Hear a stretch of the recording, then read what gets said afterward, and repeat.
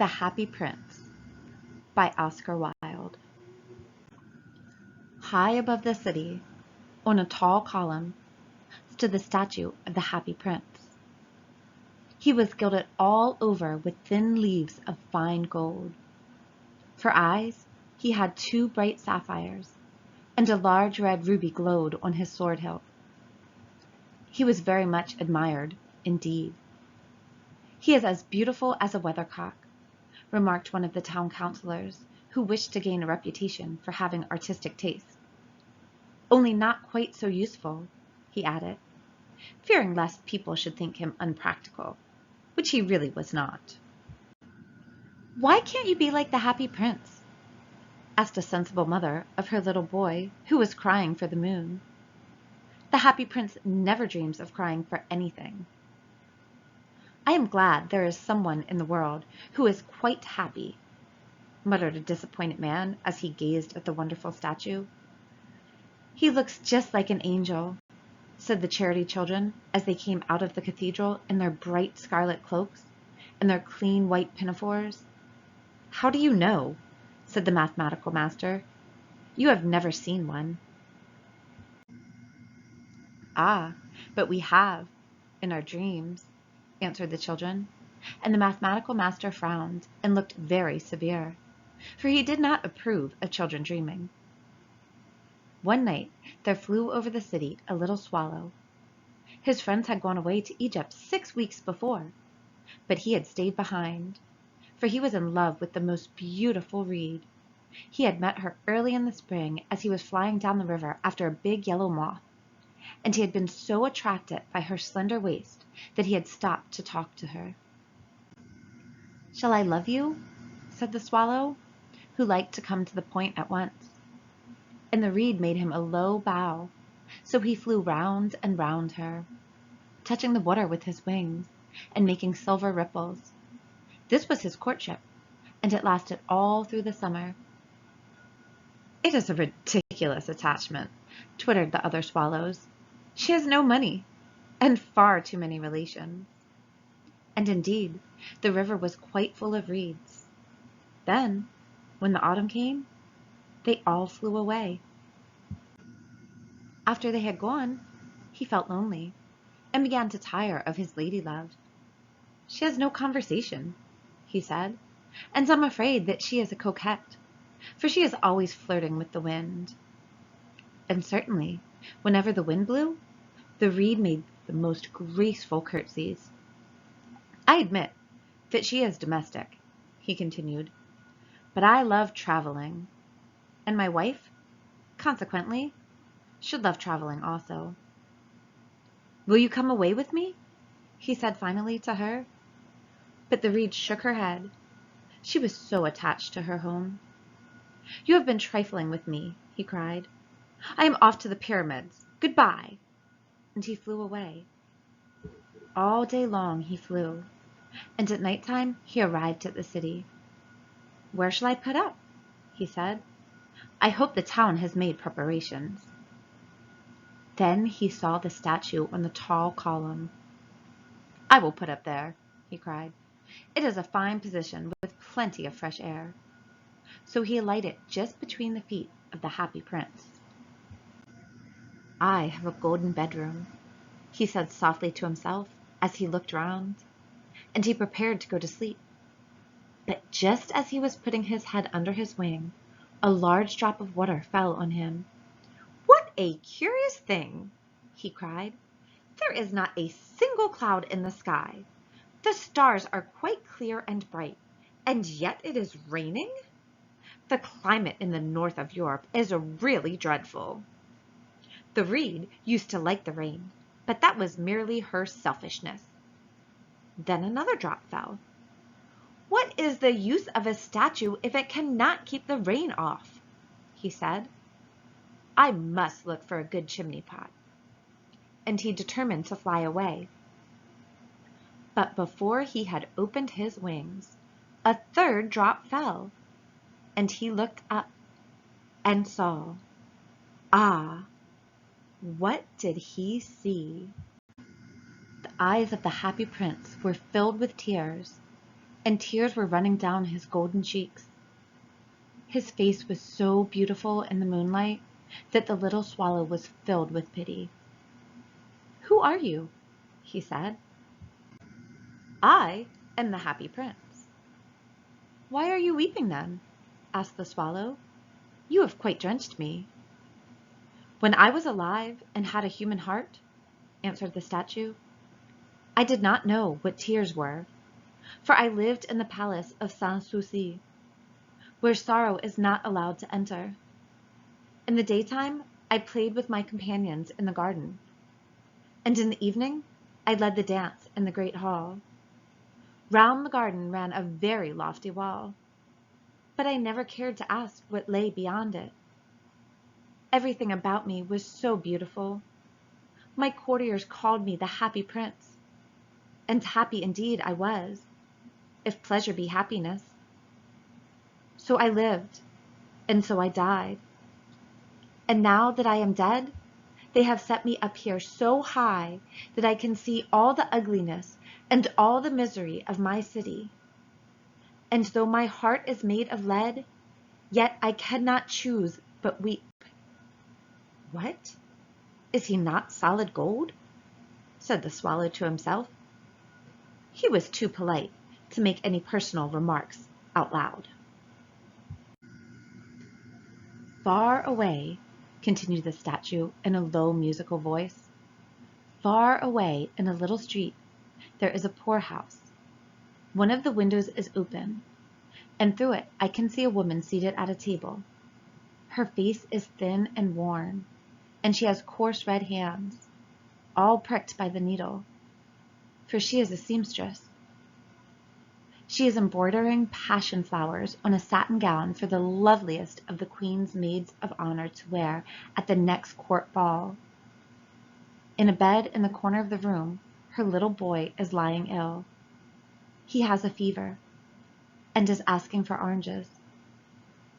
His mother has nothing to give him but river water, so he is crying, 'Swallow, swallow, little swallow, will you not bring her the ruby out of my sword hilt? My feet are fastened to this pedestal, and I cannot move.'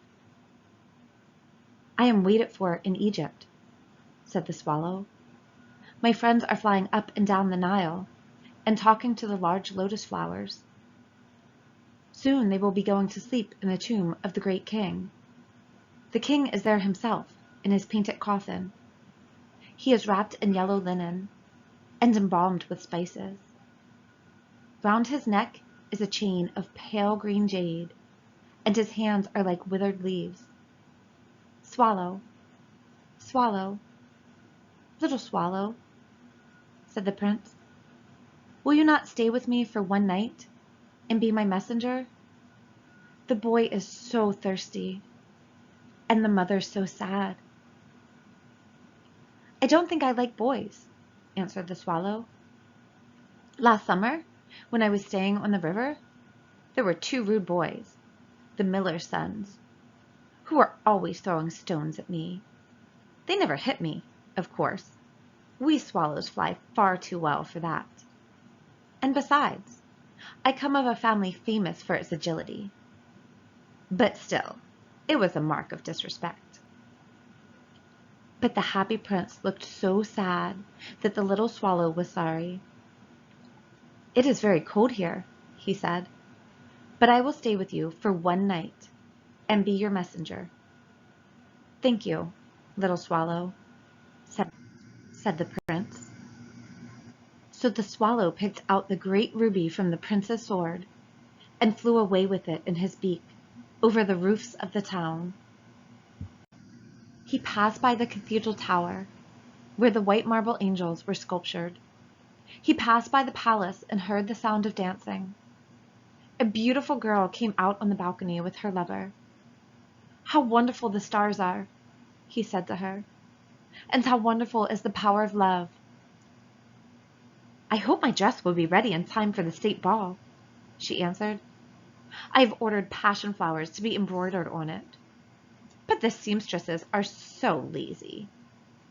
He passed over the river, and saw the lanterns hanging to the masts of the ships. He passed over the ghetto and saw the old Jews bargaining with each other and weighing out money in copper scales. At last he came to the poorhouse and looked in. The boy was tossing feverishly on his bed, and the mother had fallen asleep. She was so tired. In he hopped and laid the great ruby on the table beside the woman's thimble. Then he flew gently round the bed, fanning the boy's forehead with his wings. "How cool I feel," said the boy. "I must be getting better." And he sank into a delicious slumber. Then the swallow flew back to the happy prince and told him what he had done. "It is curious," he remarked, "but I feel quite warm now, although it is so cold." "That is because you have done a good action," said the prince, and the little swallow began to think. And then he fell asleep. Thinking always made him sleepy. When day broke, he flew down to the river and had a bath. "What a remarkable phenomenon," said the professor of ornithology as he was passing over the bridge. "A swallow in winter?" And he wrote a long letter about it to the local newspaper. Everyone quoted it. It was full of so many words that they could not understand. "Tonight I go to Egypt," said the swallow, and he was in high spirits at the prospect. He visited all the public monuments and sat a long time on top of the church steeple. Wherever he went, the sparrows chirruped and said to each other, "What a distinguished stranger!" So he enjoyed himself very much. When the moon rose, he flew back to the happy prince. "Have you any commissions for Egypt?" he cried. "I am just starting." "Swallow, swallow, little swallow," said the prince, "will you not stay with me one night longer?" "I am waited for in Egypt," answered the swallow. "Tomorrow my friend will fly up to the second cataract. The river horse couches there among the bulrushes, and on a great granite throne sits the god Memnon. All night long he watches the stars, and when the morning star shines, he utters one cry of joy, and then he is silent. At noon, the yellow lions come down to the water's edge to drink. They have eyes like green beryls, and their roar is louder than the roar of the cataract. Swallow, swallow, little swallow," said the prince. "Far away across the city, I see a young man in a garret. He is leaning over a desk covered with papers, and in a tumbler by his side there is a bunch of withered violets. His hair is brown and crisp, and his lips are red as pomegranate, and he has large and dreamy eyes. He is trying to finish a play for the director of the theater, but he is too cold to write anymore. There is no fire in the grate, and hunger has made him faint. I will wait with you one night longer," said the swallow, who really had a good heart. "Shall I take him another ruby?" "Alas, I have no ruby now," said the prince. "My eyes are all that I have left. They are made of rare sapphires, which were brought out of India 1,000 years ago. Pluck out one of them and take it to him. He will sell it to the jeweler, and buy food and firewood, and finish his play." "Dear prince," said the swallow, "I cannot do that," and he began to weep. "Swallow, swallow, little swallow," said the prince, "do as I command you." So the swallow plucked out the prince's eye and flew away to the student's garret. It was easy enough to get in, as there was a hole in the roof. Through this he darted, and came into the room. The young man had his head buried in his hands, so he did not hear the flutter of the bird's wings, and when he looked up, he found the beautiful sapphire lying on the withered violets. "I am beginning to appreciate it," he cried. "This is from some great admirer. Now I can finish my play." And he looked quite happy. The next day the swallow flew down to the harbor. He sat on the mast of a large vessel and watched the sailors hauling big chests out of the hold with ropes. "Heave ahoy!" they shouted as each chest came up. "I am going to Egypt," cried the swallow. But nobody minded. And when the moon rose, he flew back to the happy prince. "I am come to bid you good-bye," he cried. "Swallow, swallow, little swallow," said the prince, "will you not stay with me one night longer?" "It is winter," answered the swallow, "and the chill snow will soon be here. In Egypt the sun is warm on the green palm trees, and the crocodiles lie in the mud and look lazily about them. My companions are building a nest in the temple of Baalbec, and the pink and white doves are watching them and cooing to each other.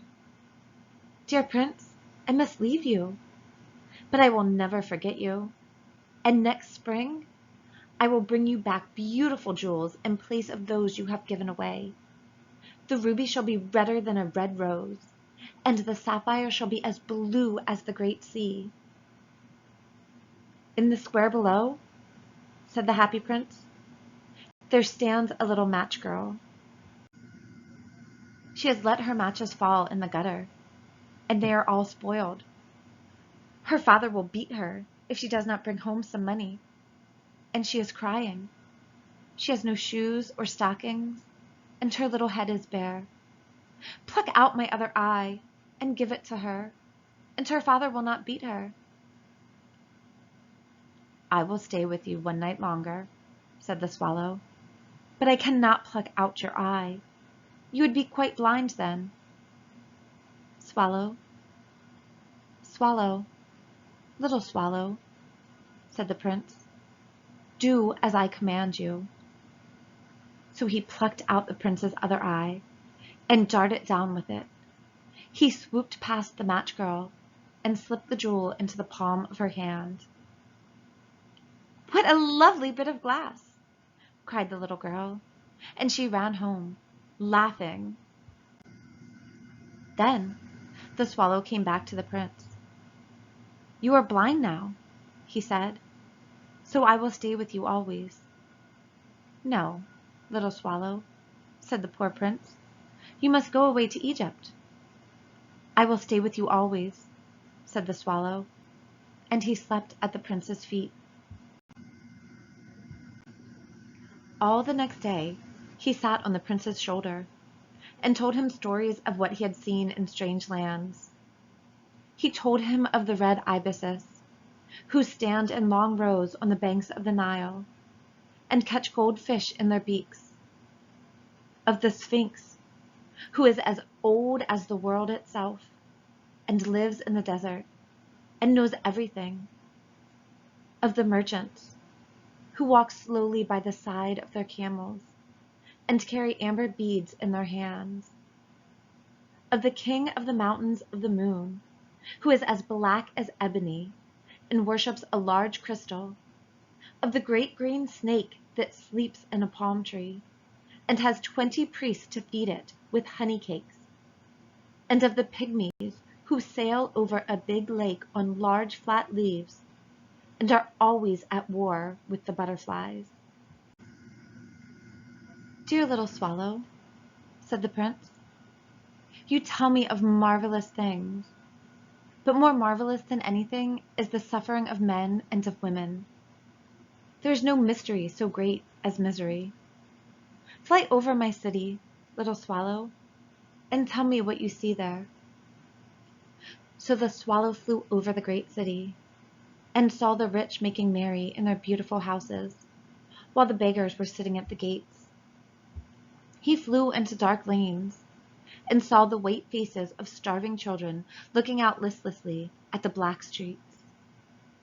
Under the archway of a bridge, 2 little boys were lying in one another's arms to try and keep themselves warm. "How hungry we are," they said. "You must not lie here," shouted the watchman, and they wandered out into the rain. Then he flew back and told the prince what he had seen.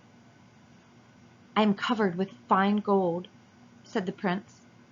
"You must take it off leaf by leaf and give it to my poor. The living always think that gold can make them happy." Leaf after leaf of the fine gold the swallow picked off till the happy prince looked quite dull and gray.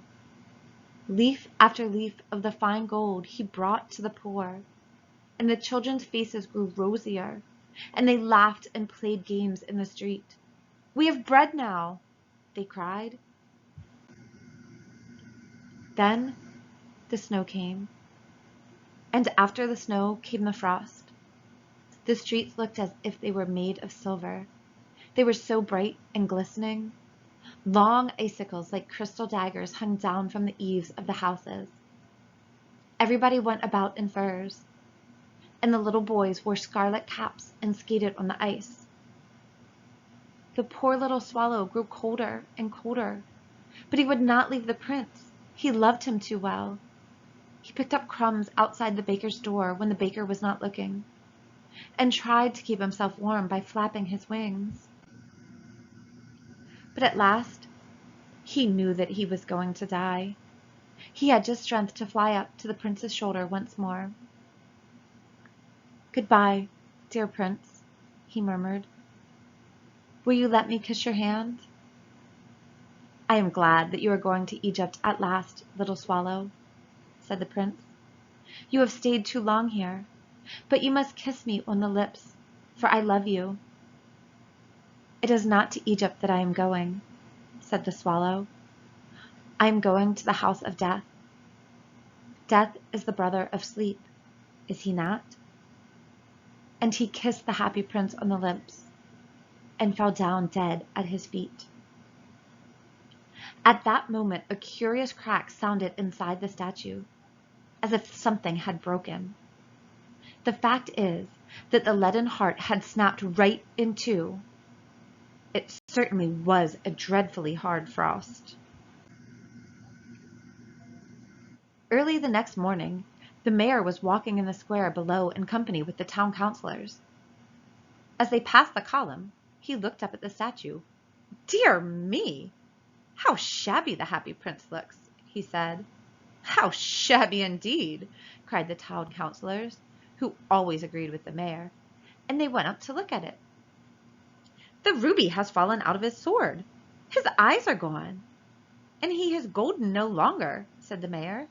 "In fact, he is little better than a beggar." "Little better than a beggar," said the town councilors. "And here is actually a dead bird at his feet," continued the mayor. "We must really issue a proclamation that birds are not to be allowed to die here." And the town clerk made a note of the suggestion. So they pulled down the statue of the happy prince. "As he is no longer beautiful, he is no longer useful," said the art professor at the university. Then they melted the statue in a furnace, and the mayor held a meeting of the corporation to decide what was to be done with the metal. "We must have another statue, of course," he said, "and it shall be a statue of myself." "Of myself," said each of the town councilors, and they quarreled. When I last heard of them, they were quarreling still. "What a strange thing," said the overseer of the workmen at the foundry. "This broken lead heart will not melt in the furnace. We must throw it away." So they threw it on a dust heap, where the dead swallow was also lying. "Bring me the 2 most precious things in the city," said God to one of his angels. And the angel brought him the leaden heart and the dead bird. "You have rightly chosen," said God. "For in my garden of paradise this little bird shall sing forevermore, and in my city of gold the happy prince shall praise me."